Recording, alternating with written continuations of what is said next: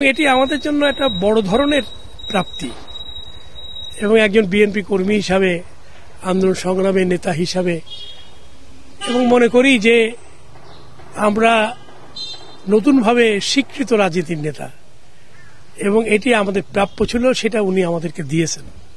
এই জন্য তার প্রতি আমরা খালি সন্তুষ্টই না, আমরা কৃতজ্ঞ যে একজন বিএনপি প্রধান হিসাবে তিনি শেষ মুহূর্তের প্রস্তুতি কাজে আমাদেরকে ডাকছেন এবং আমরা তার আহ্বানে সাড়া দিয়ে খালি যোগদানই করব না, তার নির্দেশনা মেনে নির্বাচনের বাকি প্রস্তুতি কাজ আমরা সম্পন্ন করব এবং এটা ঐক্যবদ্ধ বিএনপি নিয়েই আমরা এই নির্বাচনী চ্যালেঞ্জ মোকাবেলা করতে চাই।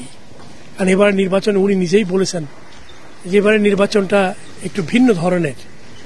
বিএনপি 16 বছর রাজনীতি করেছে, আন্দোলন সংগ্রাম করেছে, ত্যাগ তিতিক্ষার মধ্যে দিয়ে বিএনপি 16 বছর পরে ফ্যাসিবাদ মুক্ত বাংলাদেশে নির্বাচনে যাচ্ছে এবং এবারের নির্বাচনটা দেশে বিদেশে বিএনপির বিরুদ্ধে একটা ষড়যন্ত্র আছে, সেই ষড়যন্ত্র আমাদের মোকাবেলা করতে হবে। তার জন্য প্রয়োজন ঐক্যবদ্ধ বিএনপি এবং জনগণকে ঐক্যবদ্ধ করা। আমরা 2001 সালের 36 নির্বাচন আসনের মধ্যে সিংহভাগ আসনই আমরা পেয়েছিলাম। তখন তো আওয়ামী লীগ ছিল, এখন তো আওয়ামী লীগ নাই, ফ্যাসিবাদ মুক্ত বাংলাদেশে। এবারের নির্বাচনে আমাদের ফলাফল গতবারের চেয়ে তো ভালো হবে এই জন্য যে মানুষ আমাদেরকে খুব কাছ থেকে দেখেছে যে আমরা 16 বছর অনেক কষ্ট করে বাংলাদেশের গণতন্ত্র পুনঃপ্রতিষ্ঠা আন্দোলনকে আমরা সফল করেছি।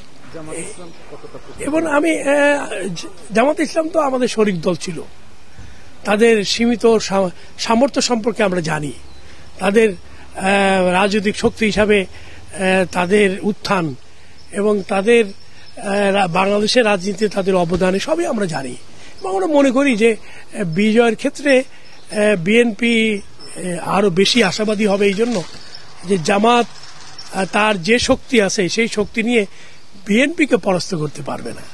কারণ জনগণের দল বিএনপি বাংলাদেশের সবচেয়ে জনপ্রিয় দল। খালি তাই না, বিএনপির প্রতি মানুষের যে আগ্রহ, যে আস্থা, যে বিশ্বাস, সেই জায়গা থেকে বিএনপি সামনের নির্বাচনে বিপুল ভোটে বিজয়ী হবে এবং সরকার গঠন করবে বলে আমি মনে করি। আল্লাহ আমাদের সহায় হন।